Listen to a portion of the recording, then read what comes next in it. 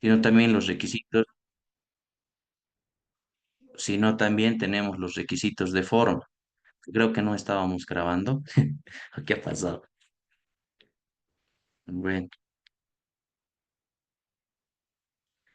pero ahora creo que ya estamos grabando, ¿verdad? ¿Le salió la notificación para señalarles que ya estábamos grabando? A ver, ¿cómo es esto? Sí, ya estamos grabando. Continuamos entonces. Luego tenemos los requisitos de forma.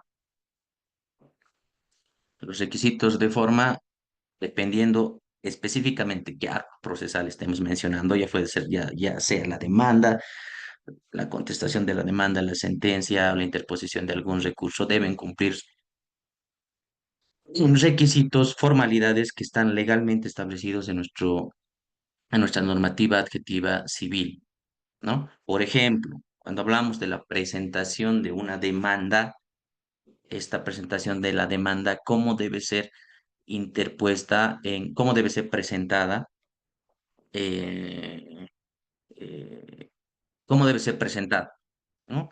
Em, Debe ser presentada por escrito, ya lo habíamos visto, ¿no? De forma técnica o manual, pero por escrito, entre los cuales debe tener los requisitos indispensables, señalación de la individualización del actor o demandante, sus generales de ley, identificación del demandado, estar dirigida a un órgano jurisdiccional correspondiente. Cualquiera de las omisiones de estas formalidades pueden llevar evidentemente a la invalidez de este acto procesal. Por lo tanto, entre uno de los requisitos de los actos procesales tenemos evidentemente el requisito de forma. Ya, después un segundo requisito, hablamos del requisito en una primera instancia de la capacidad, ahora hablamos del requisito de forma. Luego tenemos otro requisito indispensable que es el tiempo y el lugar, ¿no? ¿Por qué tiempo y lugar como requisito indispensable para la validez de los actos jurídicos procesales? Porque los actos procesales no se pueden desarrollar en cualquier momento, ¿no? Para la realización de los actos procesales, entendiendo siempre el proceso, ¿no? La materia que estamos hablando, la praxis del derecho civil, el derecho procesal civil, pues estamos hablando de estos plazos que están reconocidos, señalados por ley y además no solamente estamos hablando del tiempo de la presentación de los actos procesales, sino también a dónde se tienen que presentar, ¿ya? Entonces, nosotros no podemos pretender, por ejemplo, que una demanda civil sea resuelta por una autoridad que no está llamada, que no tiene la competencia para la resolución de ese determinado proceso en sí, ¿no? A eso se refiere como requisito para requisitos del acto procesal, de los actos procesales. Y cuando hablamos de requisitos de los actos procesales, estamos hablando de validez, por eso hablamos ya de capacidad, hablamos de tiempo y lugar y hablamos de los requisitos de forma, ¿no? Otro de los requisitos esenciales también es el requisito de la voluntad, ya que estos actos procesales deben desarrollarse de forma voluntaria, ¿no? Sin que exista o que pueda existir el error, ¿no? Por lo tanto, no debe haber vicio al respecto, ya que esta voluntad consciente y libre por cada una de las partes al realizar los actos es esencial para la validez del mismo, ¿ya? Entonces tenemos voluntad, capacidad, lugar y tiempo y forma. Y por último tenemos el principio de legalidad, evidentemente, porque todos los actos procesales deben estar señalados y ajustados a a la normativa vigente. ¿Ya? Ya que un acto contrario a lo dispuesto en el ordenamiento jurídico vigente, un acto que sea contrario a la ley, pues evidentemente va a ser nulo y va a carecer de eficacia jurídica. Por lo tanto, el cumplimiento del principio de legalidad va a tener la finalidad de garantizar todas las actuaciones que se van a desarrollar dentro de un determinado proceso. ¿Ya? Entonces, em, podemos concluir que los actos procesales válidos, por eso hablamos de los requisitos de los actos procesales, requieren de capacidad, requieren de forma, requieren de lugar, requieren de tiempo, requieren de voluntad y requieren de legalidad, ¿ya? Todo esto, evidentemente, no solo va a garantizar la validez del acto jurídico procesal, sino también tiene la finalidad de garantizar la seguridad jurídica y el resguardo del principio de legalidad dentro del proceso judicial, ¿ya? Lo que garantiza que existe eh, una adecuada administración de justicia. ¿Y qué más vimos? Que les dije, a ver, tenemos requisitos de los actos procesales, que ya vimos cuáles son estos requisitos para que hablemos de la validez. Tenemos la diferencia entre actos jurídicos, hechos jurídicos, actos jurídicos procesales, hechos jurídicos procesales. Y también vimos la diferencia entre las providencias, los autos y las sentencias, ¿no? Cuando hablábamos de las providencias, señalábamos que son esas resoluciones judiciales eh, breves, sencillas, ¿no? Que la finalidad que tienen es que se impulse el proceso, ¿no? O, evidentemente, resolver cuestiones de mero trámite, ¿ya? Por ejemplo, cuando hablamos de las providencias, hablamos eh, de una disposición que ordena notificar a las partes, por ejemplo, ¿no? En ese sentido, estamos ante una providencia. El señalamiento de una audiencia también es una providencia, ¿ya? ¿Por qué? Porque son resoluciones de mero trámite que ayudan a la agilización del proceso, no requieren, por lo tanto, fundamentaciones extensas y estas disposiciones, como son de mero trámite, no afectan derechos sustanciales. Esas son las providencias. Luego tenemos los autos. Habíamos dividido los autos en dos, ¿no? ¿Cuáles eran esos autos? Definitivos e interlocutorios, ¿no?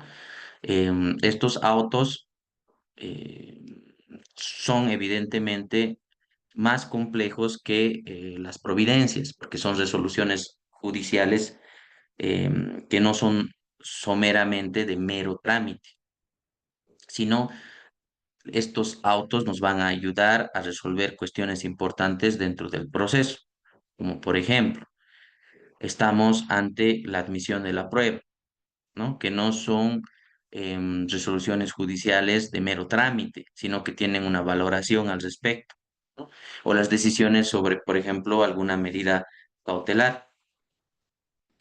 Y a diferencia de un mero señalamiento de día y hora para la realización de un acto que agilice un proceso determinado, los autos sí requieren tener fundamentación jurídica, ya que estas decisiones, ¿no?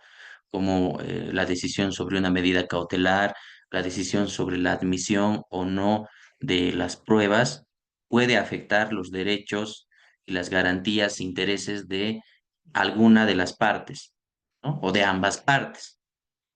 Ahora bien, lo que va a diferenciar a los autos, si bien es una resolución judicial que debe ser fundamentada, estos autos no resuelven de manera definitiva el litigio, ¿no?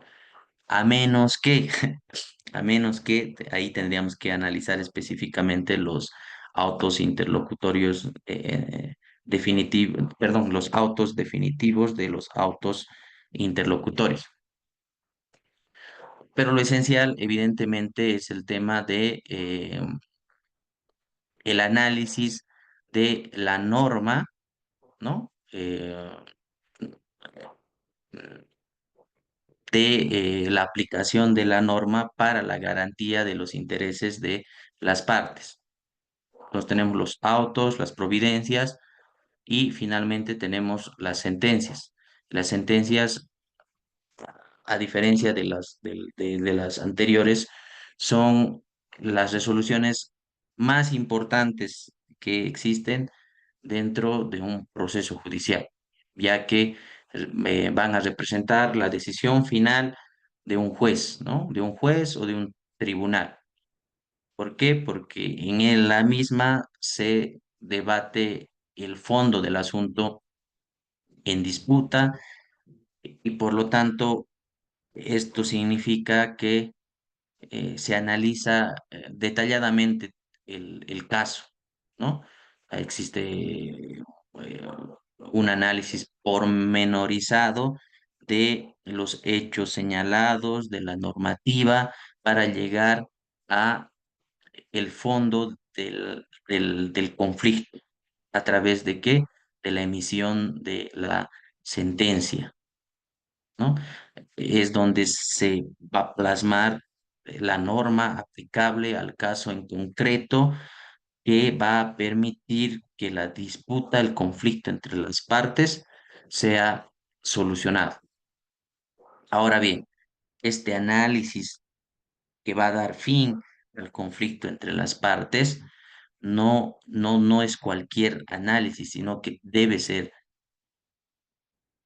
minuciosamente motivada y fundamentada, ¿no? La sentencia debe ser motivada, debe ser fundamentada, ya que la misma, al ser un acto que va a dar fin al conflicto, va a tener como consecuencia que generar la cosa juzgada y por lo tanto esto va a generar que los efectos que devienen de la emisión de la sentencia sean efectos definitivos para las partes. Por lo tanto, es muy importante, ¿no? La sentencia.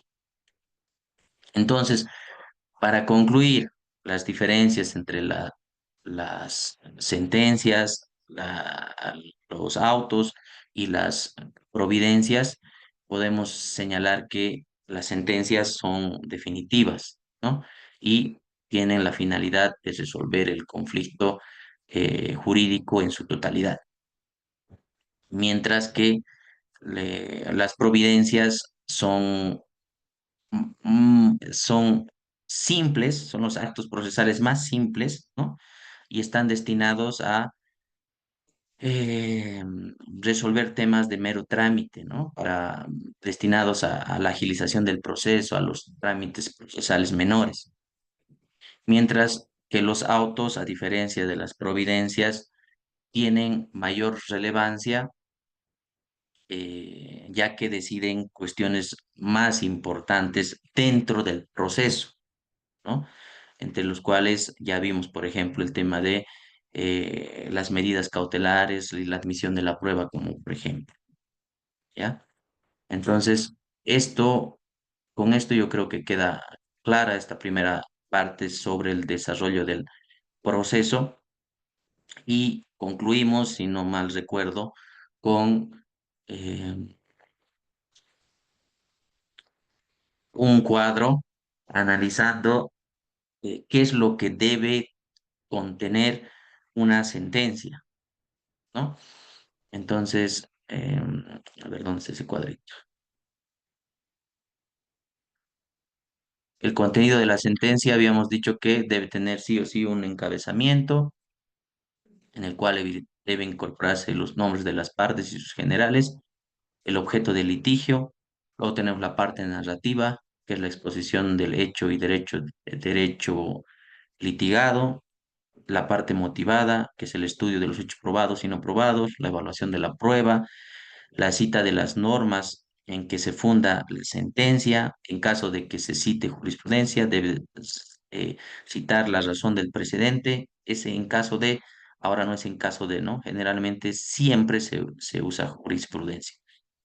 La parte resolutiva debe ser clara sobre la demanda o reconvención, dependiendo del caso, el plazo para cumplir lo dispuesto, el lugar y fecha de pronunciamiento, y la firma y sello del juez y del secretario, ¿no?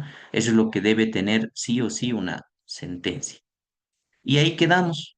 ¿no? Ahí quedamos, luego vimos los plazos para emitir resoluciones, analizamos el artículo 217 del Código Procesal Civil. Entonces ahora vamos a concluir con nuestro tema del desarrollo del proceso. Vamos a analizar cuáles son los actos de comunicación, entre los cuales tenemos las notificaciones, ¿no? Vamos a ver los tipos de notificaciones, las citaciones, eh, los oficios, los exhortos, y vamos a terminar con el tema de nulidades procesales en la segunda parte sobre el desarrollo del proceso.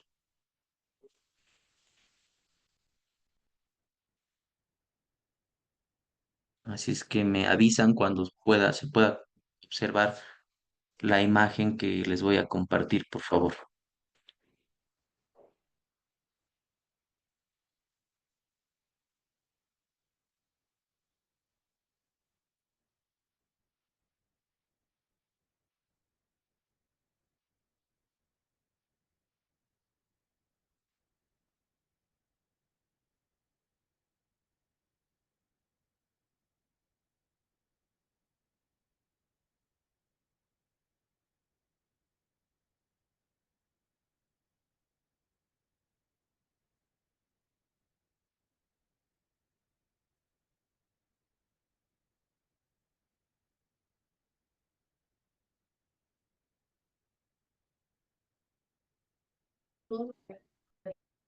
Me avisan si se observa. A ver, Sí, doctor, se observa. ya, gracias. A ver, gracias, muchas gracias, Irineo. Quiero ponerlo en pantalla completa, pero no sé cómo.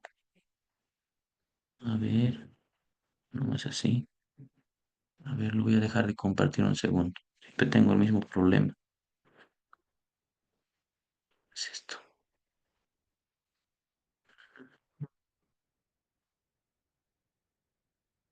Pues de comunicación.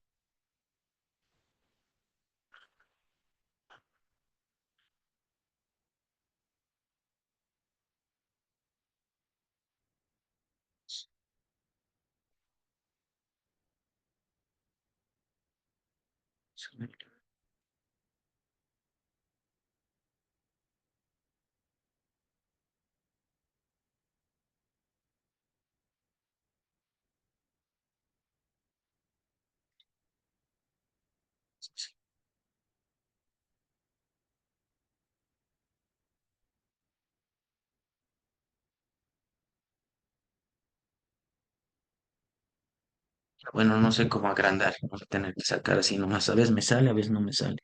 Ah, no, acá está. Creo que es este. Ya.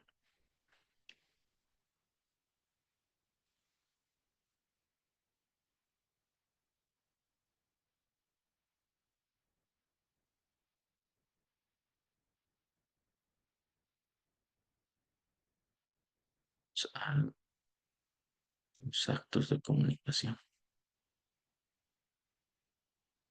Ya.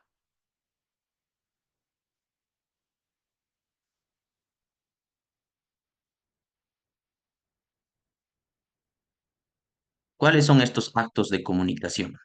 Se debe entender a los actos de comunicación o transmisión a los que van a tener la finalidad de poner en conocimiento de las partes, del actor o demandante y del demandado, de los terceros o de funcionarios judiciales o administrativos, ¿m?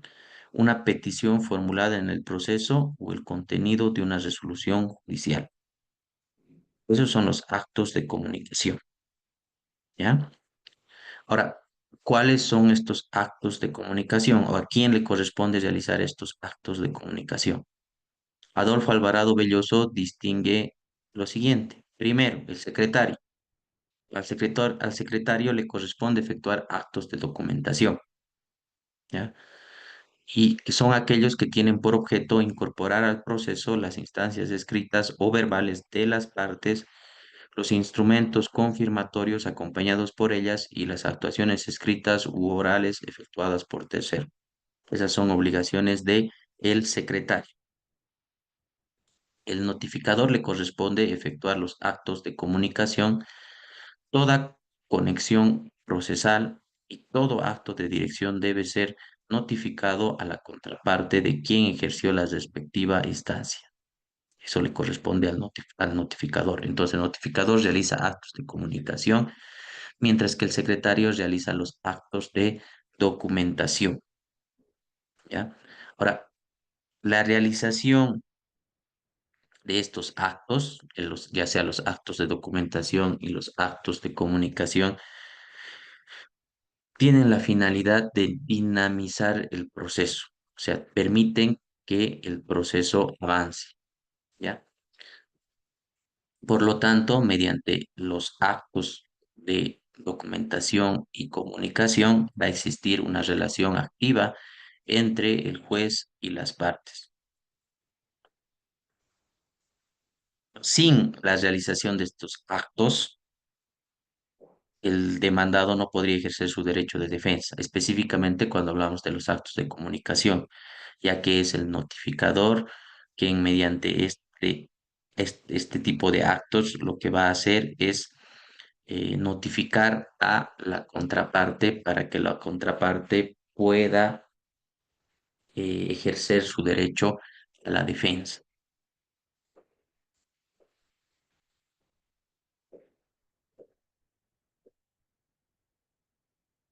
Las notificaciones. Las notificaciones son actos procesales que tienen por objeto poner en conocimiento de los interesados el contenido de las resoluciones. ¿Eh? Esas son las notificaciones. Ahora debemos distinguir lo siguiente, debemos distinguir los conceptos de citación, emplazamiento en una primera instancia. La citación es la diligencia por la cual se hace saber a una persona el llamamiento hecho de orden del juez para que comparezca en juicio a estar en derecho. Esa es la citación, ¿no? El llamamiento realizado, eh, bueno, es la diligencia que se realiza a las partes señalando el llamamiento que realiza el juez para que éste evidentemente pueda personarse a tribunales a ejercer su derecho a la defensa. El emplazamiento es la orden de un juez que consiste en otorgar a la parte interesada un plazo para presentarse ante el tribunal, como el objeto de realizar un acto necesario para el proceso. Este es un poder deber del juez, que consiste en otorgar a la parte interesada un plazo para presentarse ante el tribunal con el objeto de realizar un acto necesario para el proceso. Ahora, en nuestro código existen diferentes clases de notificaciones, ¿ya? Entre las cuales podemos identificar, primero, la citación personal, ¿m? Pero no solamente tenemos la personal, también tenemos la citación por cédula, la citación por comisión, la citación por exhorto suplicatorio, la citación por edictos, la citación al Estado y las citaciones a personas colectivas. Vayamos a ver cada una de ellas.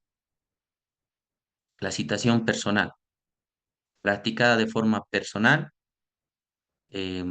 cuyo instrumento debe obtener la fecha, la hora, la firma de la parte citada, en caso de no poder firmar por negativa o en caso de que exista imposibilidad o ignorancia, se hará constar este aspecto con firma de un testigo debidamente identificado. Esa es la citación personal practicada de forma personal, ¿no? Esto está señalado en el artículo 74 del Código Procesal Civil. Luego tenemos la cita por cédula.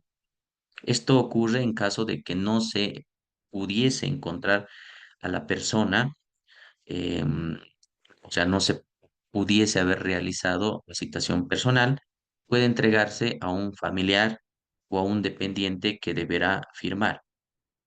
Ahora bien, en caso de que exista negativa, de la misma forma con lo señalado en la citación personal, deberá firmar un testigo identificado. Esto es señalado en el artículo 75 del Código Procesal Civil. Ahora, ¿qué se refiere con un dependiente? Toca una casa, perdón,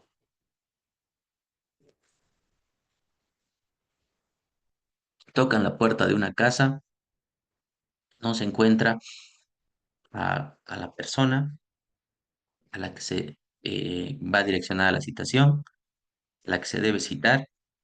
Se puede entregar esta citación a quien dicen, algún familiar. En este caso podemos hablar de los hermanos, de la madre, del padre, ¿no? O de un dependiente. ¿Qué significa esto? Que si vamos y citamos a una persona en su negocio, en su trabajo, eh, pues también se puede realizar a un dependiente. En caso de negativa, ya sea de los familiares o del dependiente, se debe firmar con un testigo identificado. Ahora, en caso de no encontrarse, se pegará el cedulón en la puerta del domicilio. Debe acompañarse una fotografía del inmueble la que se realizó la notificación. Asimismo, en caso de no encontrar el bien, se representará el hecho. En caso de ser falso el domicilio señalado por el demandante, la diligencia será nula. El cedulón debe contener el nombre y domicilio de la parte citada, tribunal o juzgado del trámite, la naturaleza del proceso, la firma y sello del secretario, ¿no? El secretario que es el encargado de los actos de qué? De documentación.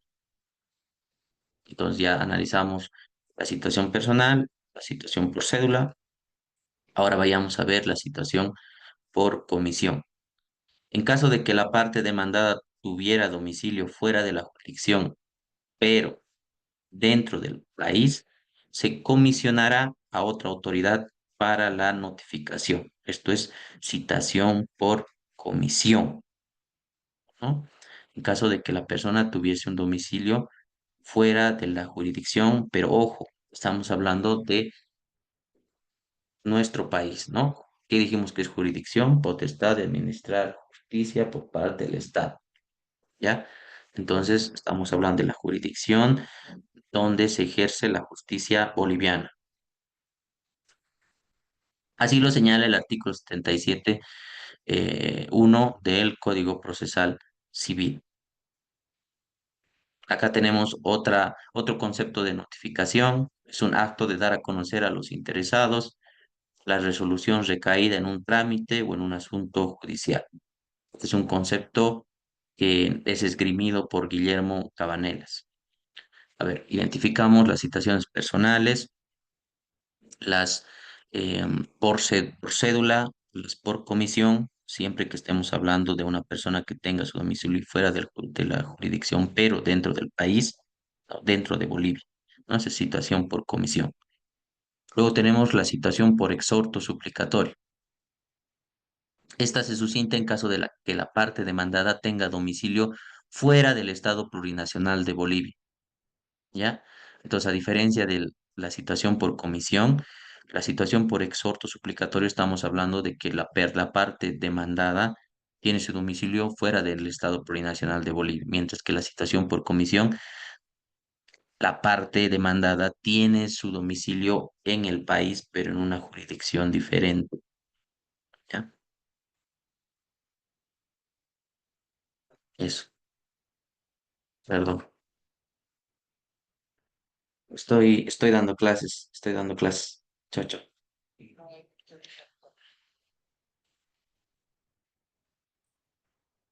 A ver, ¿dónde nos quedamos?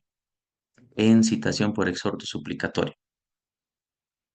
Luego tenemos la citación por edictos, que se trata de la publicación, a ver, perdón, un segundito,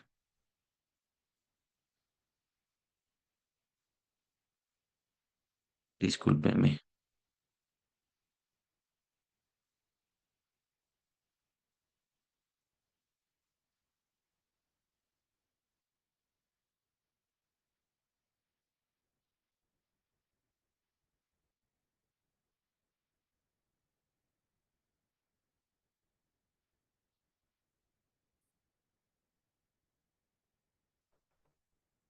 Y tú no había conectado el cargador tampoco. Cargador.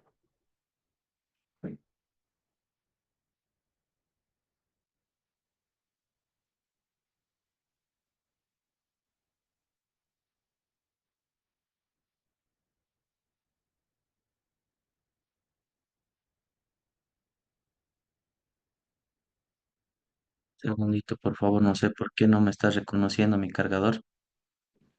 Un segundito.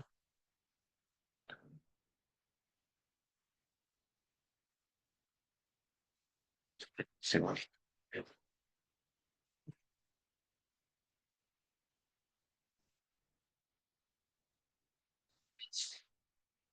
Ya, ya.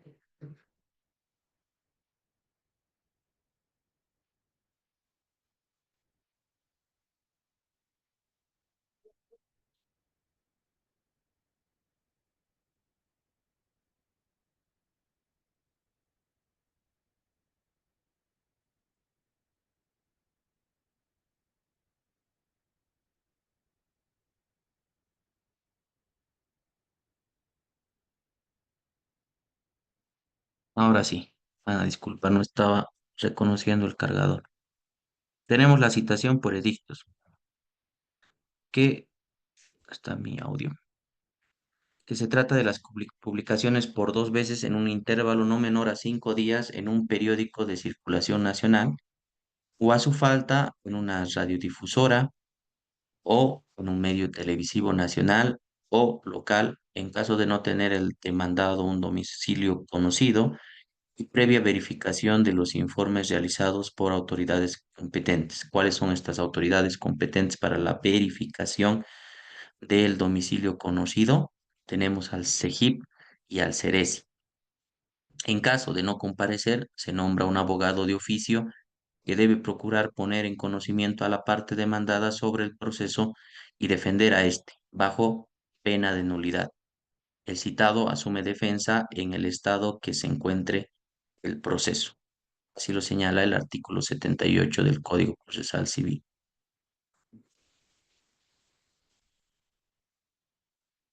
Luego tenemos la citación al Estado. Debe notificarse al personero sin perjuicio de hacerlo a la Procuraduría General del Estado, sin que su comparecencia sea necesaria. La Procuraduría General del Estado como representante, ¿no? Y por último tenemos la citación a personas colectivas. La citación se realizará a un personero o representante legal de la persona jurídica. Así lo señala el artículo 79, parágrafo 2 del Código Procesal Civil. Ahora bien, cuando estamos hablando de la citación tácita, en caso que la parte demandada asuma defensa, se la tiene por citada de forma tácita, con la demanda o reconvención, ¿no? Si la parte demandada, sea persona, va, consulta el proceso, ¿no? Observa el proceso, entonces esa es una citación tácita. Así lo señala el artículo 80 del Código Procesal Civil.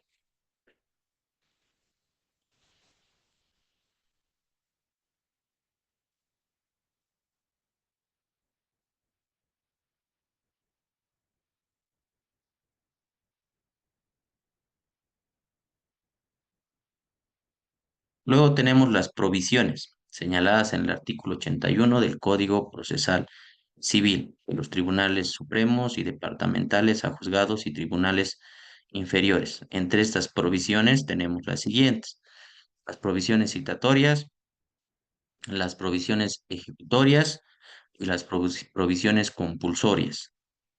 Las provisiones citatorias contienen los memoriales de las partes y la disposición de citación. Esas son las provisiones citatorias. Recuerden que las provisiones son las que se realizan de los tribunales supremos y los departamentales a juzgados y tribunales inferiores, que contienen estas provisiones citatorias en este primer apartado que estamos analizando. Contienen los memoriales de las partes y la disposición de la citación, que contienen las provisiones ejecutorias, la transcripción de las piezas señaladas y la resolución que dispone el cumplimiento del acto o diligencia correspondiente. Y por último tenemos las provisiones compulsorias, en la cual tenemos la prevención o combinatoria para cumplir lo dispuesto en el plazo señalado al efecto. Las decisiones que sean Las notificaciones de estas decisiones que se toman serán comunicadas a otras autoridades mediante oficios u otro medio idóneo. Así lo señala el artículo 88, parágrafo 2 del Código Procesal Civil. ¿Ya? Entonces, estas son las provisiones. Las notificaciones. Tenemos los oficios y tenemos los exhortos. Los oficios son los actos de comunicación emitidos a otros funcionarios públicos. Esos son oficios. ¿Ya? Los exhortos son actos de comunicación destinados a otras autoridades judiciales para la citación. Esos son exhortos. Un acto de comunicación entre un administrador de justicia a otro administrador de justicia, un exhorto. Los oficios son las comunicaciones emitidas entre el administrador de justicia a través, evidentemente, de los actos de comunicación, a través de un acto de comunicación que es la notificación, ¿no? Pero en este caso, esta notificación tiene un nombre específico. Ese nombre específico es oficios, ¿ya? Es un oficio.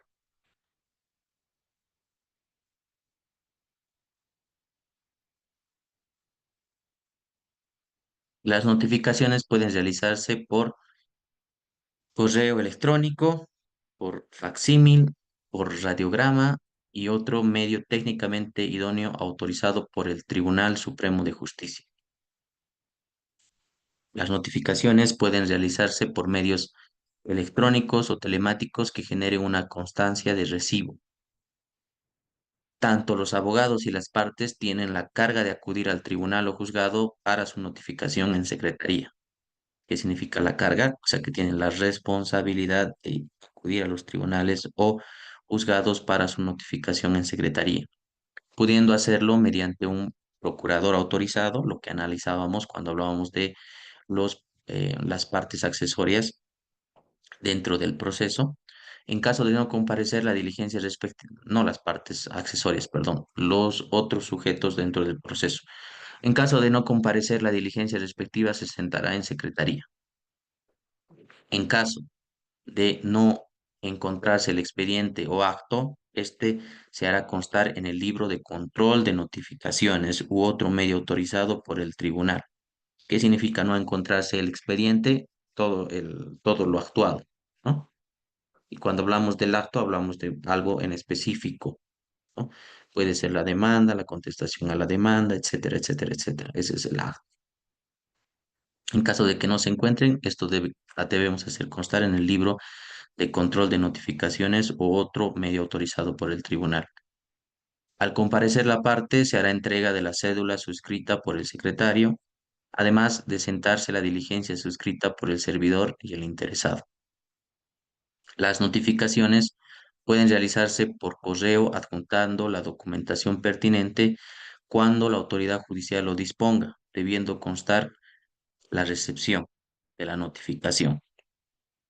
Ahora bien, en lugares alejados podrá realizarse la notificación por autoridad pública o policial del lugar, ¿no? Ahí ya tenemos otros sujetos que coadyuvan a el cumplimiento de que la parte tenga conocimiento de el proceso para que pueda ejercer su derecho a la defensa. Las diligencias que deban realizarse dentro de la jurisdicción, no pudiendo realizarse por el oficial de diligencias, pueden comisionarse a otra autoridad.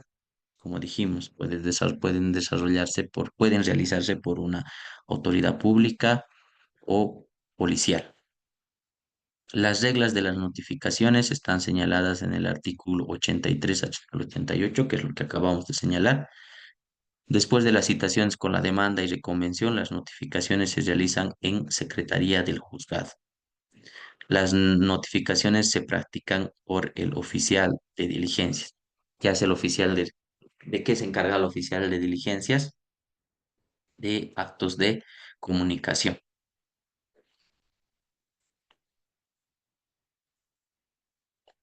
Ahora vayamos a ver las nulidades procesales.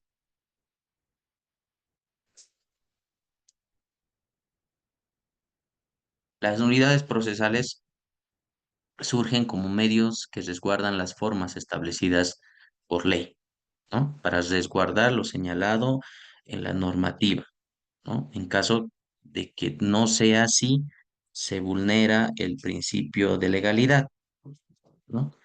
Y como se vulnera el principio de legalidad, pues se va en contra de todo el sistema jurídico. Por lo tanto, para resguardar este principio, ¿no? Existen las nulidades procesales. Actualmente se entienden así, ¿no? Porque ahora estamos en un contexto de reglas y principios, ¿no? En una primera instancia solo hablábamos de subsunción, el cumplimiento a lo dispuesto en la normativa a través de una regla en específico. Sin embargo, actualmente la flexibilización de las normas ha influenciado en los principios que rigen a este instituto jurídico, entre los cuales la ley establece los siguientes. ¿Cuáles son estos principios? Tenemos el principio de especificidad, el principio de trascendencia, el principio de oportunidad, el principio de finalidad y el principio de convalidación, ¿no? Entonces, no estoy ahora muy seguro de cuál va a ser su trabajo final. Si vamos a realizar una nulidad, vamos a plantear una nulidad o vamos a realizar una valoración de la prueba, ¿no? Tal vez dividamos en dos grupos la clase y la mitad realiza alguna de estas dos actividades, pero sobre ello va a versar su trabajo final. No es un ensayo, ni mucho menos, ya sea la realización de una sentencia a través de la valoración de la prueba, em, eh, poniendo en práctica los principios probatorios que vamos a tener la oportunidad de analizar las siguientes clases, o que específicamente veamos la nulidad procesal, ¿no? Y su aplicación. Evidentemente el recurso de nulidad. Tenemos el principio de especificidad que debe estar previsto por ley, que es el principio de especificidad. O sea que la nulidad debe estar prevista por ley. El principio de trascendencia debe provocar un perjuicio o indefensión. El principio de oportunidad debe ser reclamada oportunamente, si lo señala el artículo 107, parágrafo de 3 del Código Procesal Civil y el artículo 17, parágrafo 3, tercero de la LOC. El principio de finalidad. Los actos son subsanables si han cumplido su finalidad. Eso lo señala el artículo 107.1 del Código Procesal Civil, principio de finalidad. Luego tenemos el principio de convalidación. Si han sido consentidos, no puede pedirse la nulidad en caso de que se compruebe que ha existido consentimiento por parte de la parte que invoca el recurso, ¿ya? A diferencia de la nulidad sustantiva, puede ser declarada de oficio incluso en segunda instancia. La nulidad de acto no importa la de los actos anteriores ni posteriores que sean independientes del acto anulado. La autoridad debe especificar qué actos quedan afectados. Así lo señala el artículo 109 del Código Procesal Civil, donde está eh, regulada la nulidad procesal en los artículos 105 al 108 del Código Procesal Civil.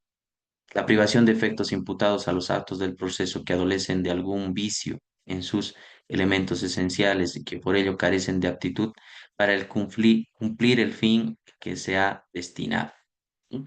Entonces, cuando analizamos la nulidad procesal, este instituto jurídico, debemos ver eh, los principios señalados en la ley, que es el principio de especificidad, el principio de trascendencia, el principio de oportunidad, el principio de finalidad, el principio de convalidación, que están señalados en el Código Procesal Civil y desarrollo también en la ley del órgano judicial.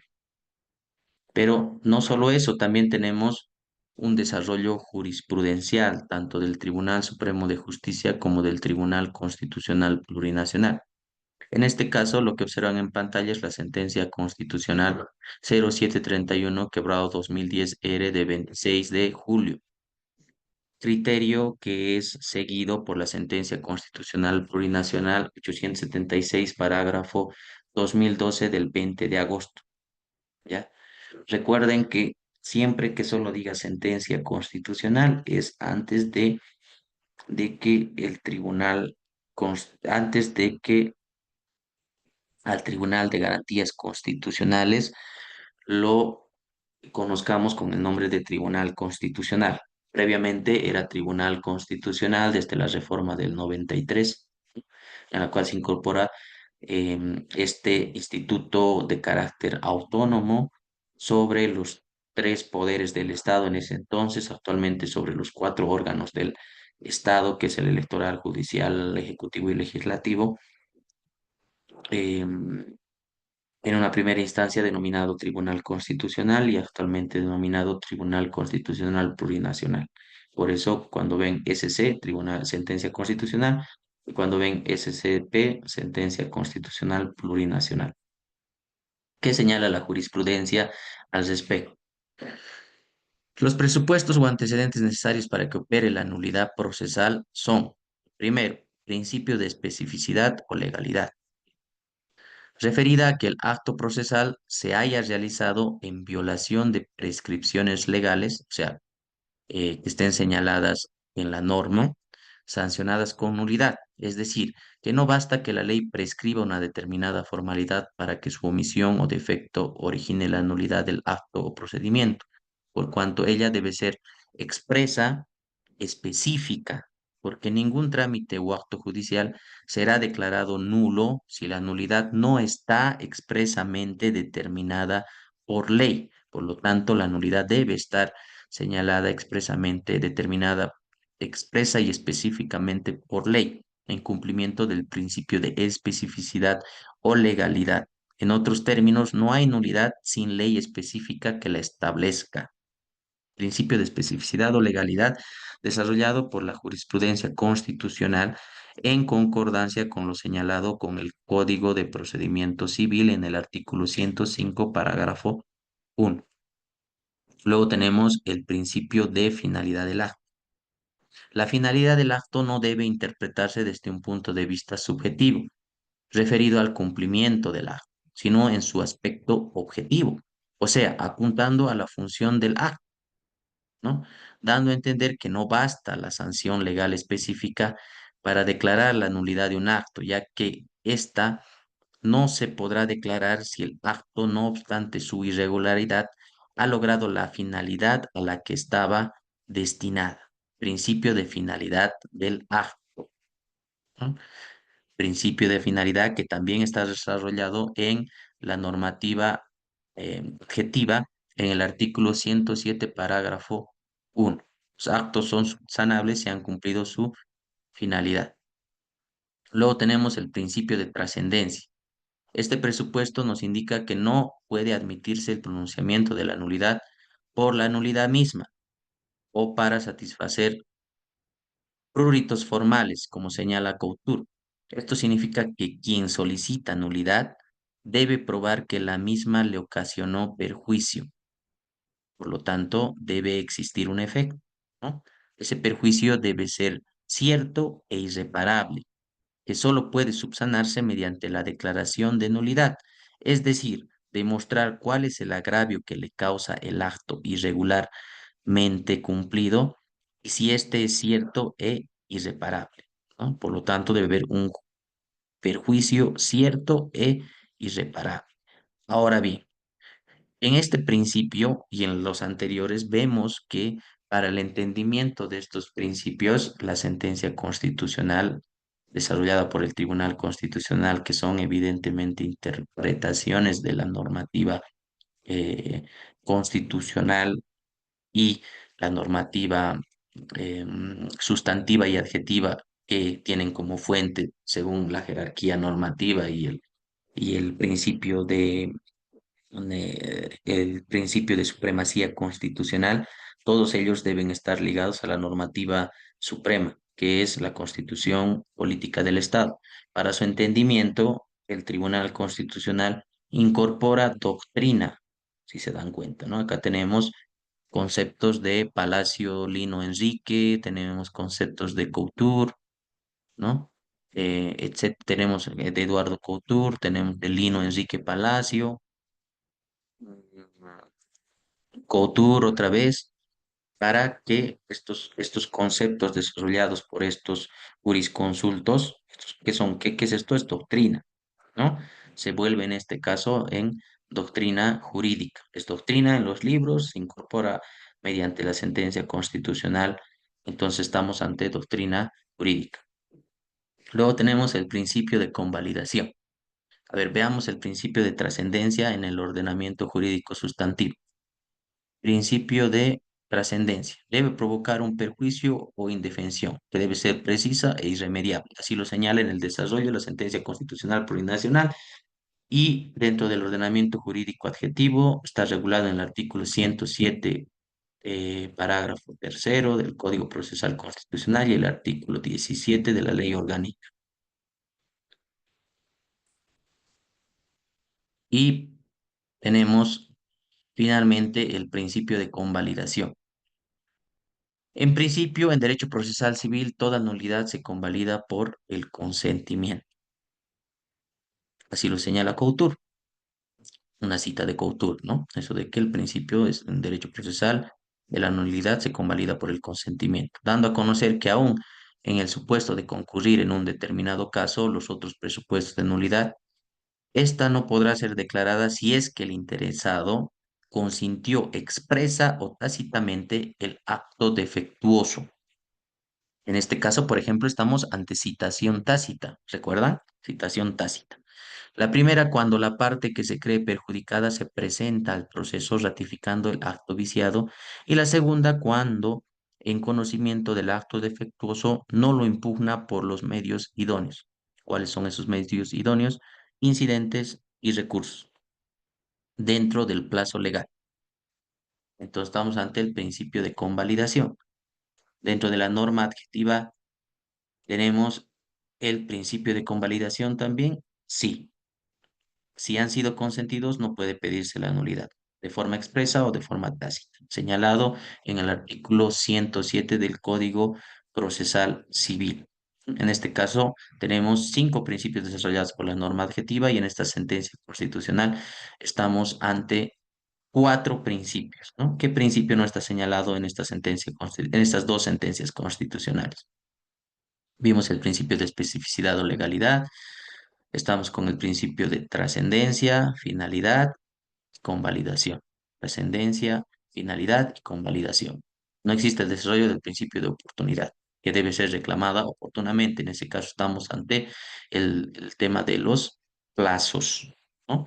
Que no es incorporado ni en, en el desarrollo jurisprudencial de la sentencia constitucional 0731-2010R ni la sentencia constitucional plurinacional 876 quebrado 2012 de 20 de agosto.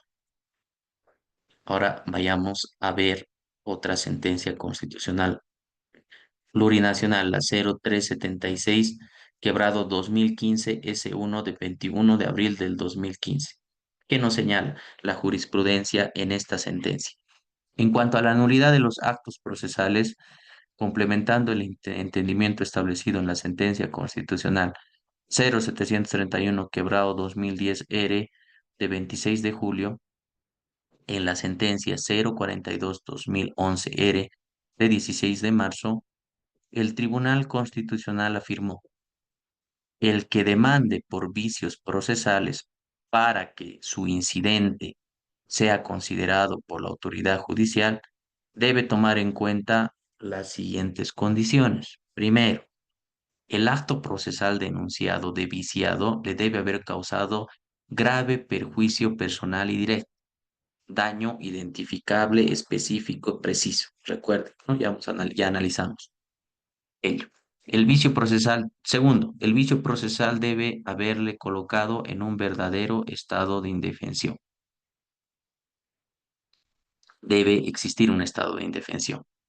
El perjuicio debe ser cierto, concreto, real, grave y además demostrable. 4. El vicio procesal debió ser arguido oportunamente. Acá otra vez volvemos al tema del plazo. Y en la etapa procesal correspondiente. Y 5. No se debe haber convalidado ni consentido con el acto impugnado de nulidad. Aquí estamos ante la convalidación expresa o tácita. La no concurrencia de estas condiciones da lugar al rechazo del pedido o incidente de nulidad. Por lo tanto, se deben cumplir todas estas cinco condiciones. Eso es lo que señala la sentencia constitucional 0376, parágrafo 2015, S1 de 21 de abril de 2015. Bueno, bueno, con eso concluimos nuestro tema de el desarrollo del proceso, segunda parte, en el cual vimos el tema de la nulidad procesal, su desarrollo en la normativa adjetiva civil y el desarrollo jurisprudencial a través de sentencias emitidas por el Tribunal Constitucional en su momento y otras líneas que siguen lo señalado por el Tribunal Constitucional, ratificados a través de sentencias constitucionales plurinacionales, ¿no? También vimos los actos de documentación, los actos de notificación, la clasificación de las citaciones. Como su segunda tarea, que recién les pondré este fin de semana, porque tienen hasta este fin de semana, hasta el domingo, para entregar su primer trabajo, tendrán que hacer una esquemita sobre los tipos de notificaciones, ¿ya?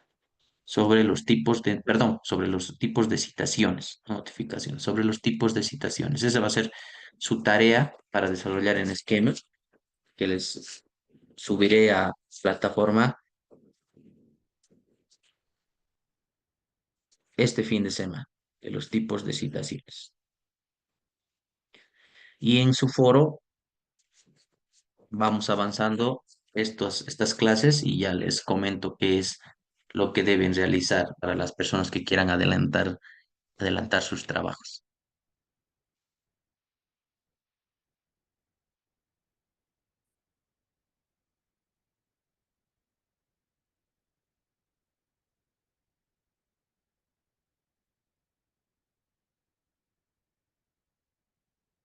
Ahora vayámonos a ver, ya vimos qué es la demanda, vimos qué es lo que debe contener una demanda, ¿no?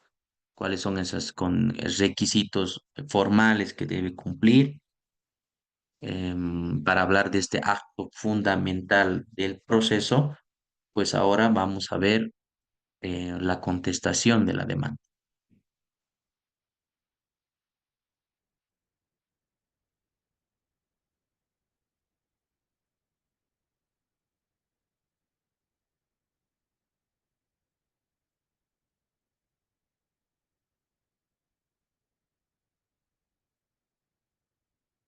Y vamos a ver la contestación de la demanda.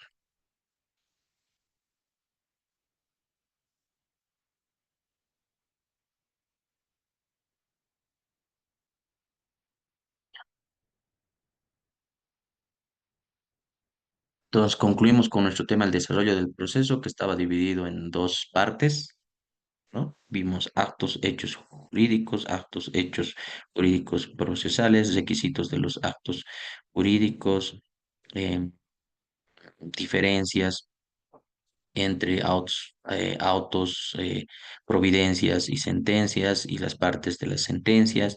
Vimos citaciones, notificaciones, actos de documentación, actos de comunicación y vimos el tema de la nulidad procesal. Ya, eso, todos esos temas abarcan el tema de el desarrollo del proceso. Ahora vayamos a ver la contestación a la demanda.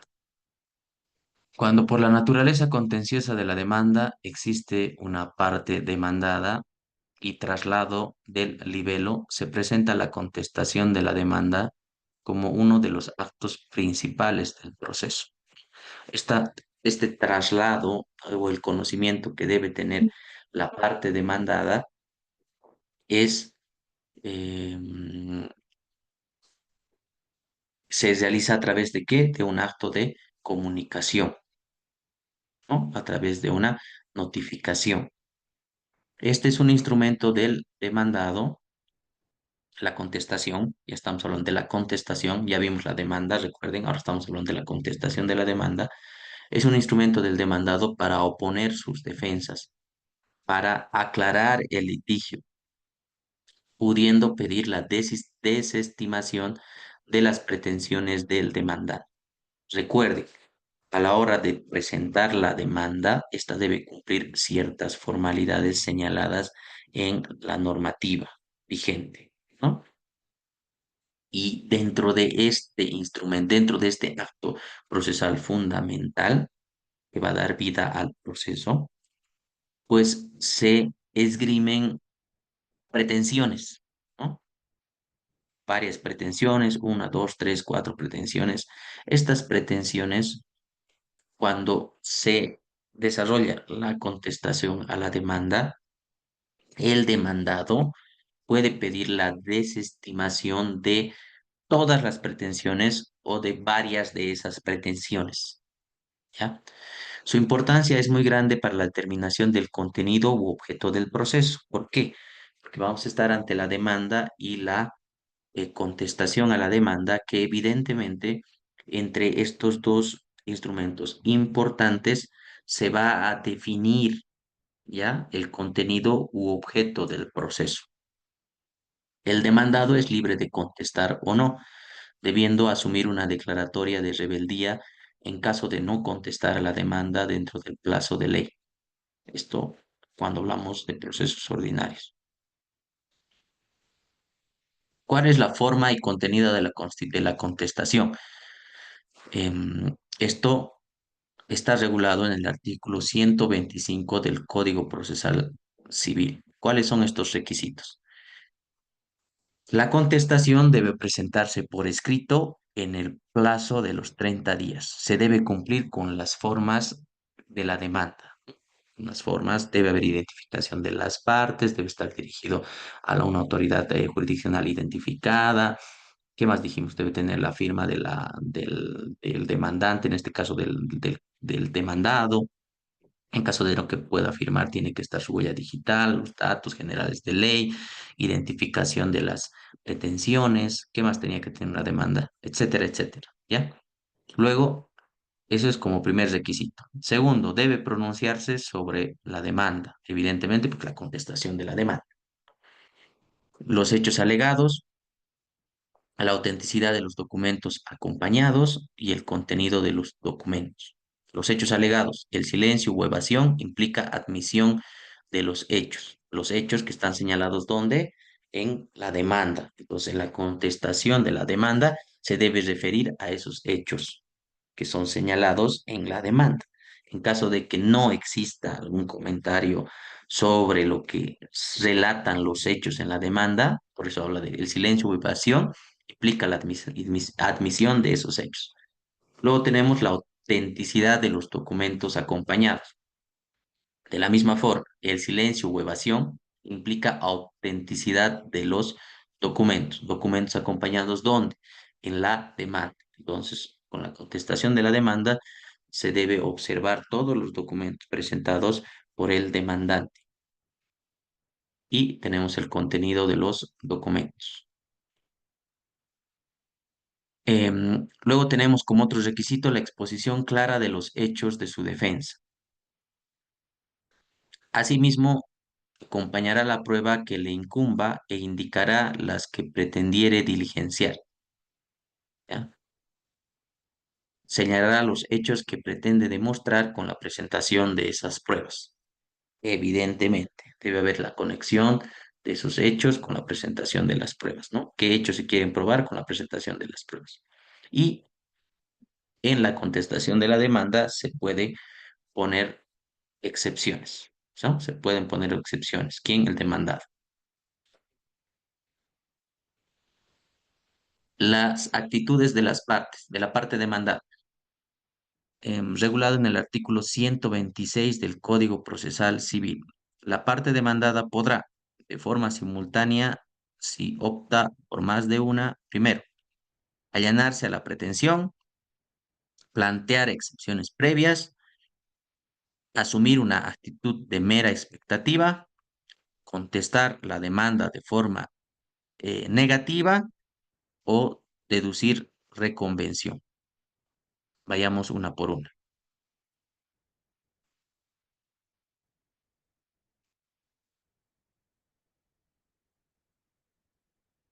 Allanarse a la pretensión. En este caso estamos ante la admisión por parte de el demandado de los hechos referidos por el demandante o actor. Entonces, si ocurre ello, si se admiten los hechos, entonces estamos ante esta figura de allanamiento a la pretensión, el allanarse a la pretensión, ¿ya?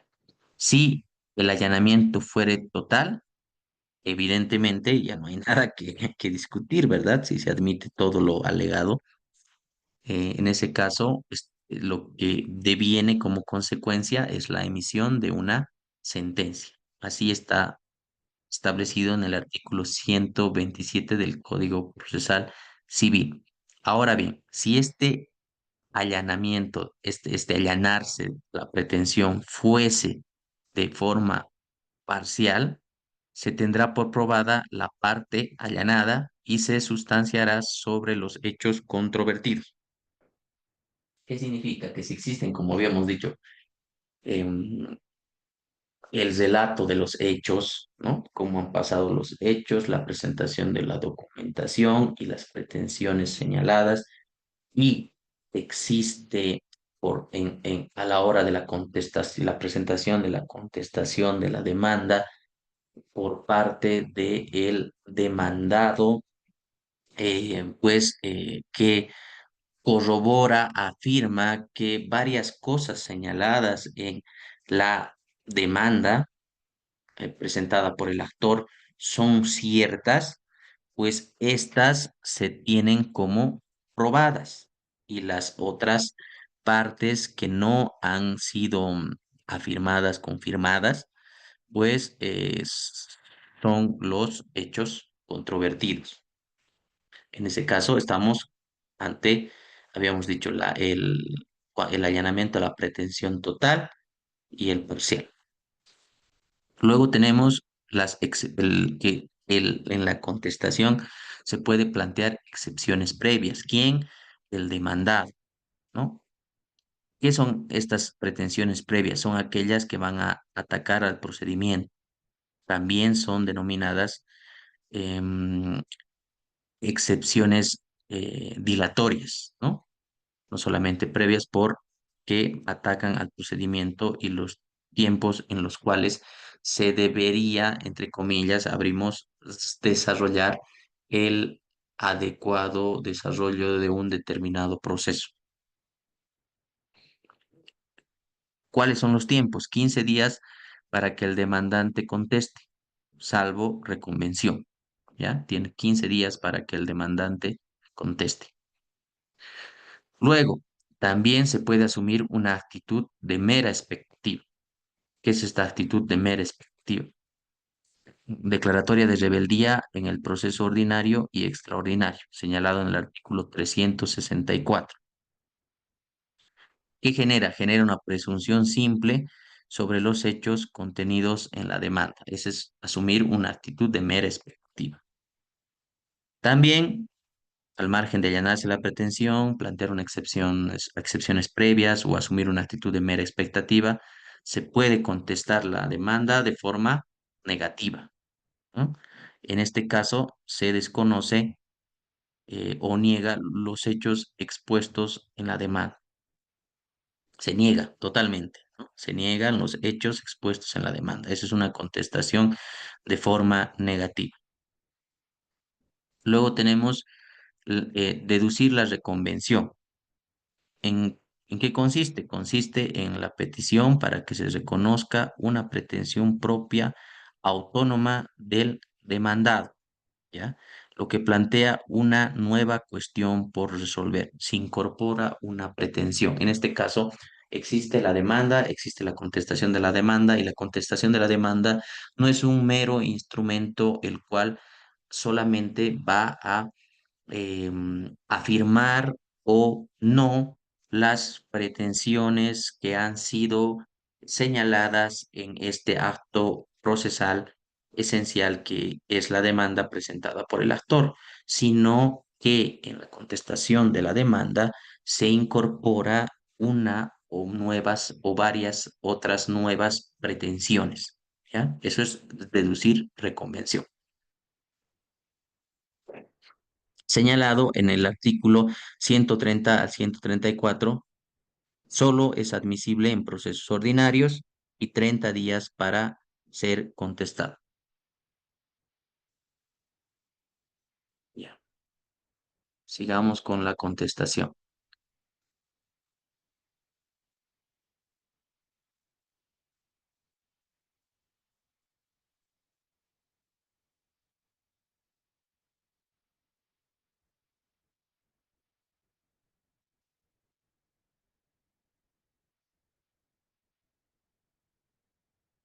Sigamos con la contestación. Ya.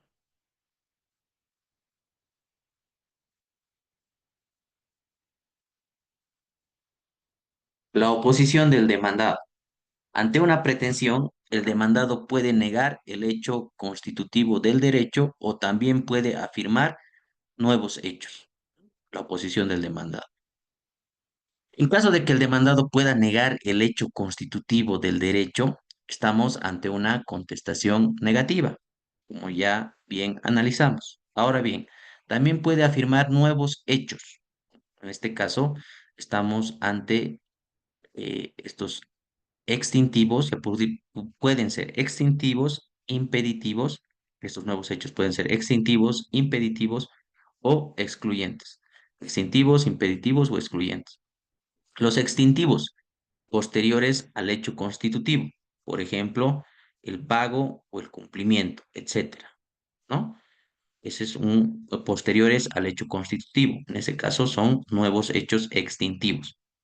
Por ejemplo, ¿qué sería? O sea, ya tenemos el pago, todo eso, pero a ver, desarrollando un poco, se presenta la demanda por el incumplimiento de pago y antes de que llegue la notificación al demandado ya se ha realizado el pago el pago de la deuda, ¿ya? O le ha llegado le ha llegado la notificación, ha corrido en traslado la demanda, el demandado ha tenido conocimiento, no ha respondido, pero ya ha pagado, ¿no? Son varios momentos, evidentemente, que se pueden afirmar estos nuevos hechos, y en este caso estos nuevos hechos estamos ante los nuevos hechos extintivos, en caso del pago o cumplimiento de una obligación, específicamente en este ejemplo, cuando existe una deuda. Luego tenemos los impeditivos, anteriores o contemporáneos al hecho constitutivo, por ejemplo, la incapacidad. Estos son impeditivos. Los excluyentes. El acto es válido, pero el demandado tiene otro derecho. Por ejemplo, prescripción o caducidad. Esos son los excluyentes. Las excepciones. Acá vamos a ver algunos conceptos señalados por algunos jurisconsultos.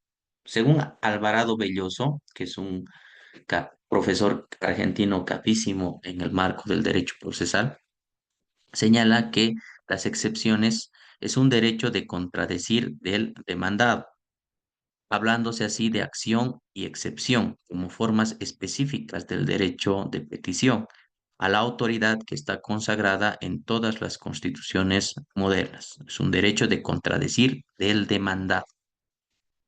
Las excepciones procesales son instrumentos mediante los cuales un demandado puede denunciar la existencia de una relación procesal inválida por la ausencia de un presupuesto, ojo, recuerden que son los presupuestos procesales, por la ausencia de un presupuesto procesal o condición de la acción cuando estos se han presentado de manera deficiente. Cuando hablamos de los presupuestos procesales, ¿de qué hablamos? Recuerden, capacidad, representación, etcétera, etcétera, etcétera, ¿no? Ante el, ante la identificación de la inexistencia de estos presupuestos procesales, se pueden presentar las excepciones procesales, que son un derecho que tiene el demandado. Eso es lo que nos están diciendo, ¿no? A ver, ¿qué más podemos rescatar de estos conceptos? Implican además una función complementaria a la labor oficiosa del juez, que asume el oponente en ejercicio de su derecho de defensa.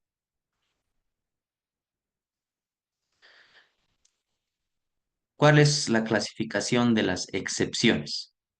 Acá tenemos La clasificación, según Alvarado Belloso, se divide en dos, según su origen y según sus efectos. Las excepciones, según su origen, se dividen en materiales y procesales. ¿Ya? ¿Cuáles son materiales que tienen su origen en la legislación de fondo? Y los procesales se hallan en la legislación procesal. ¿Ya? Tenemos los, según su origen en materiales y procesales. Según sus efectos, son los perentorias, dilatorias y mixtas.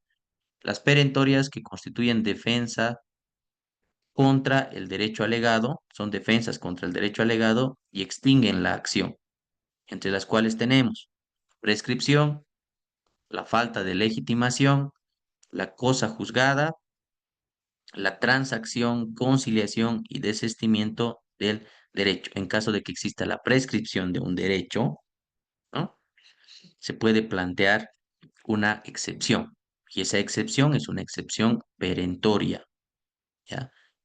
Que va a extinguir la acción, eso es lo que nos está diciendo. La falta de legitimación, ¿ya? Legitimación activa, legitimación pasiva.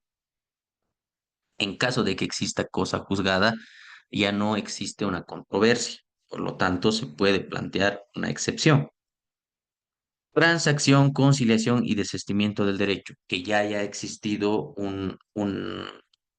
mediante la voluntad de las partes, un acuerdo previo en el cual se hayan asumido compromisos por parte de las partes y todo esté desarrollándose de forma normal y adecuada. Por lo tanto, si existen estos presupuestos, se puede plantear esta excepción, ¿no? Luego tenemos, según sus efectos, no solamente perentorias, tenemos las dilatorias que versan sobre el proceso buscando su corrección, entre las cuales tenemos las excepciones de incompetencia y la impersonería y beneficio de exclusión. Incompetencia, impersonería y beneficio de exclusión. Y las mixtas, que son aquellas que operan como las dilatorias, pero provocan efectos como las perentorias, ¿no? Son aquellas que operan como las dilatorias, pero provocan los efectos como las perentorias. ¿Y cuáles son los efectos de las perentorias? Extinguir la acción. Ahora vayamos a analizar cada una de ellas, pero de forma específica, no solamente con el tema teórico, sino también aterrizando en nuestra normativa procesal civil, en nuestro Código Procesal Civil. La excepción de incompetencia, señalada en el artículo 128 del Código Procesal Civil. En esta excepción, según Alvarado Belloso, el excepcionante afirma al interponerla que el actor ha incoado su demanda ante una autoridad, juez o árbitro que carece de competencia legal o convencional para admitirla. O sea, el administrador de justicia carece de competencia legal para dar curso al proceso, para continuar el proceso, para que pueda resolver el proceso. ¿Ya? Esa es excepción de incompetencia. Es incompetente la autoridad jurisdiccional para resolver un determinado conflicto. Se trata de una excepción dilatoria, esta excepción de incompetencia, y es fundamental que vaya acompañada al deducirse por la totalidad de la prueba que demuestre la veracidad del planteo, circunstancia esencial para que el juez resuelva. ¿Por qué es dilatoria y no perentoria? Dilatoria porque evidentemente sin una autoridad existe el conflicto entre ambas partes, existe la legitimación activa y existe la legitimación pasiva, acá existe un, comillas, error respecto a quién se ha presentado la demanda, el acto por parte del demandante, por parte del actor, el acto procesal fundamental para que pueda darse inicio a un proceso. Entonces, lo que existe, por eso es una excepción dilatoria, porque no obstante, puede evidentemente no ser el administrador de justicia que tenga competencia para resolver ese conflicto, eso no significa que el conflicto concluya solo por ello. Ataca uno de los presupuestos procesales, que es la competencia, puede suscitarse en razón de territorio, materia o cualquier criterio establecido por ley. Estos criterios de competencia. Recuerden, también tuvimos la oportunidad de analizar por competencia, por territorio, por instancia y por tiempo. ¿Recuerdan? Por los tiempos. Excepción de incapacidad de la parte demandante o impersonería de su apoderada o apoderado. Entonces, cuando hablamos de incompetencia, estamos hablando del administrador de justicia. Ahora vamos a hablar de las partes. Excepción de incapacidad de la parte demandante o impersonería de su apoderado o apoderado. Regulado en el artículo 128 del Código Procesal Civil. Primero, incapacidad. El excepcionante afirma que el actor carece de la capacidad jurídica. ¿Quién es el excepcionante? El demandado, ¿no? Jurídica, para obligarse por sí mismo con motivo del proceso, no pudiendo serle oponible la sentencia. Mientras en la legitimación el tema vincula relaciones entre sujetos y entre el sujeto con el interés que quiere tutelar. En la capacidad referimos a una aptitud o cualidad legal señalada a través de disposiciones materiales. Entonces, el excepcionante lo que va a hacer es señalar que el actor carece de capacidad jurídica para obligarse por sí mismo, ¿no? Dentro del proceso. Por lo tanto, no puede serle oponible la sentencia. En ese caso, estamos ante la identificación de la incapacidad y por lo tanto se puede presentar una excepción de incapacidad. Luego tenemos la impersonería. El excepcionante afirma al interponerla que quien actúa en el proceso como representante legal o convencional del actor no lo es o no ha acreditado suficientemente tal carácter. ¿Ya? Entonces, en este caso, no presenta el documento que acredita que es un representante legal. Puede ser que esta persona, no sé, se haya olvidado por negligencia, etcétera, etcétera, a la hora de presentar la demanda y el juez, aunque tenga poderes deberes también, porque tiene mucho trabajo, mucha carga procesal, yo que sé, no ni se ha dado cuenta o etcétera, etcétera, las cosas que pueden pasar, pues se presenta la excepción de impersonería, ¿no? Porque no existe la acreditación de que demuestre que una persona es representante legal, ¿no? Es un representante legal o que no ha acreditado esto de forma suficiente, ¿no? Personero es quien se constituye como procurador para entender o solicitar negocios ajenos. Personería es el cargo o ministerio del personero que en el orden jurídico se relaciona con la personalidad, la que a su vez se vincula con la capacidad y la representación legal. Ya, entonces, excepciones ya vimos dos, tres, ¿no? Bueno, incapacidad o en personería, excepción de incompetencia. Ahora vayamos a ver la falta de legitimación o interés legítimo que surja de los términos de la demanda, regulado en el artículo 128 del Código Procesal Civil. La idea parte de posicionar a la acción como derecho concreto y en esta medida quien reclama la intervención judicial debe ser el titular del derecho subjetivo privado. Debe existir ese interés legítimo, parte del actor o demandante, ¿verdad? Y evidentemente a quien se le exige el cumplimiento de la vulneración de ese derecho es al demandado. Se puede denunciar por alguna de las siguientes circunstancias. Primero, el actor o demandado no son los titulares de la relación jurídica sustancial en que se funda la pretensión. Por ejemplo, que no sean propietarios de un determinado bien, con prescindencia de la fundamentación de esta o por extensión, que el primero carece de interés jurídico tutelable. Segundo, que no concurre respecto a quien se presenta como sustituto procesal, el requisito que lo autoriza para actuar en tal carácter con la misma salvedad señalado precedentemente. Tercero, que mediante alguna hipótesis de litisconsorcio necesario, recuerden, ¿no? Que era litisconsorcio necesario. La pretensión no ha sido interpuesta por o en frente a todos los legitimados. El litisconsorcio necesario ¿qué nos decía? El necesario conocimiento por parte de todos, ya sea que estemos ante litisconsorcio pasivo, litisconsorcio activo, ¿no? Y D, que mediante un litisconsorcio necesario no integran la relación jurídica procesal todos los contradictores obligados.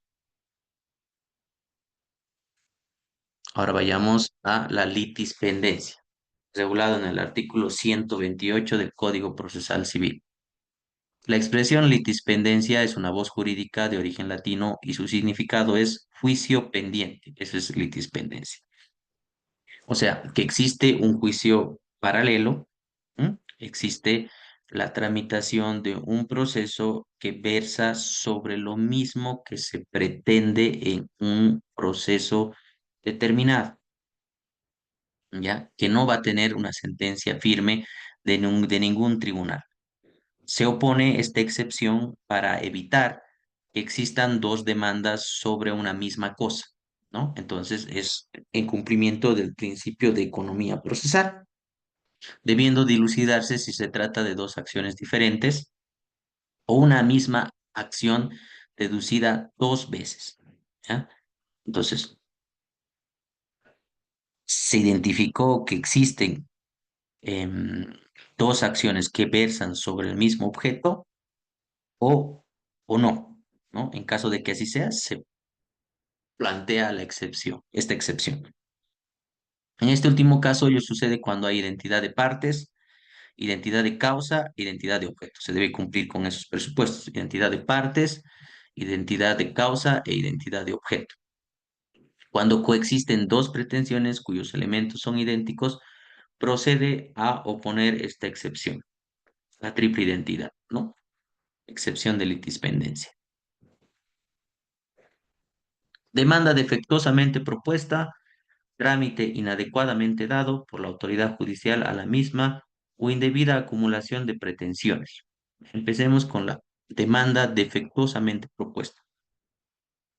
En este caso, seguimos viendo, si se dan cuenta, los presupuestos procesales que ya hemos analizado. Si no se cumple con estos presupuestos procesales, no estamos ante un proceso válido, ¿recuerdan? Por presupuestos procesales. Por lo tanto, da curso a que se planteen excepciones. ¿Ya? En este caso, vamos a estos presupuestos formales. El incumplimiento de formas y solemnidades exigidas por ley, señalados en el artículo 110 del Código Procesal Civil, repele las formulaciones imprecisas contenidas en la demanda, también puede ser deducida contra la reconvención, ¿ya? Esa es demanda defectuosamente propuesta. Luego tenemos trámite inadecuadamente dado por la autoridad. Procede ante el error de la autoridad judicial al otorgar un trámite que no corresponde a la acción interpuesta por el demandante. En ese caso, se puede interponer esta excepción de trámite inadecuadamente dado por la autoridad. Y tenemos la indebida acumulación de pretensiones. El excepcionante afirma que el actor, o sea, demandado, afirma que el actor ha acumulado en su demanda pretensiones que se excluyen entre sí, a raíz de lo cual no se puede ejercer el derecho de defensa en juicio. ¿M? Las la inexistencia de pretensiones excluyentes sería un presupuesto de la demanda, tal como lo señala Alvarado Belloso, ya que es un medio de defensa y por lo tanto podemos interponer una excepción cuando existe una indebida acumulación de pretensiones. Demanda interpuesta antes de ocurrido el vencimiento del término o el incumplimiento de las condiciones, señalado en el artículo 128 del Código Procesal Civil. En caso que el nacimiento o extinción de un derecho dependa de un acontecimiento futuro e incierto, o sea, estamos ante una condición, recuerda, acontecimientos futuros e inciertos, condición. Pendiente, el demandado puede interponer esta excepción, ya que el derecho del demandante todavía habría nacido o el derecho del demandado todavía no se habría extinguido.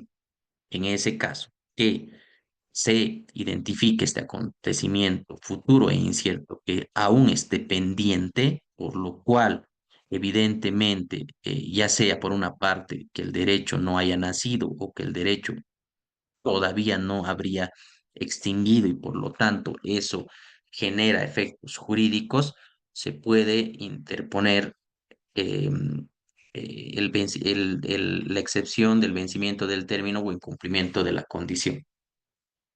También opera en caso de encontrarse pendiente el hecho futuro y cierto del cual depende el ejercicio de un derecho o la extinción de un derecho. Ya analizamos ello, ¿no? Por una parte, el nacimiento del derecho y la extinción del derecho y los efectos jurídicos que cada uno conlleva.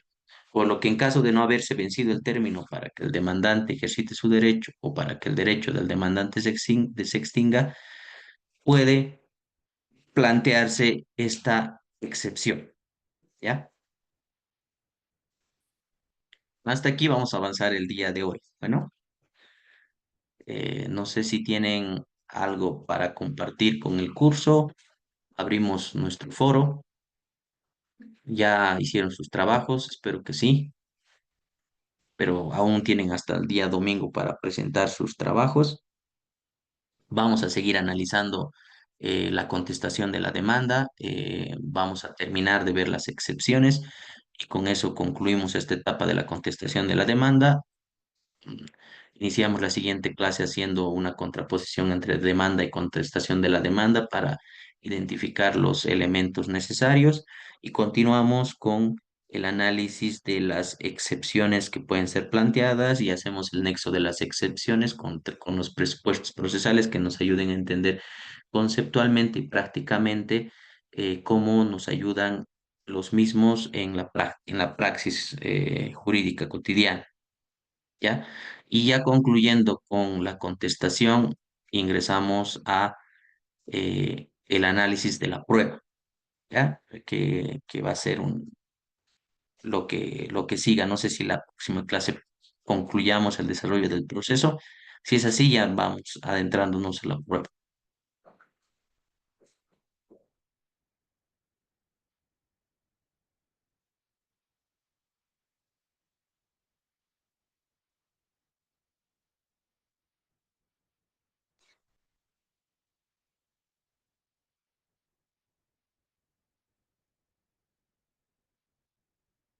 Bueno, entonces nos vemos el día domingo. No olviden subir sus trabajos, por favor, sus tareas.